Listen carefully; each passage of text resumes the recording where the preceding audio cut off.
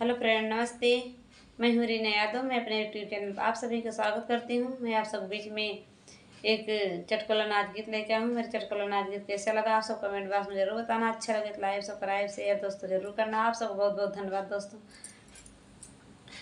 बरस बदारिया चुआला माड़ई सखी बरसला बदारिया चुआला माड़ई सखी बरसला बदारिया चुआला माड़ई हे चुआला ही चुआला माड़ई सखी बरसला बदारिया चुआला माड़ई सखी बरसला बदारिया चुआला माड़ई।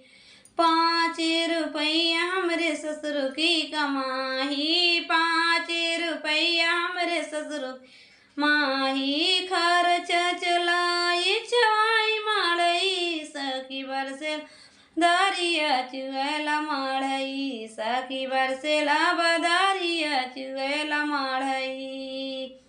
5 रुपया हमरे जेठवा कई कमाही, 5 रुपया हमरे जेठवा कई आही खर्चा खर्च चलाई है हराई छवाई माड़ई अरे खर्च चलाई है छवाई माड़ई सखी बरसेला बदारिया चु माड़ई सखी बरसेला बदारिया चुआला माड़ई।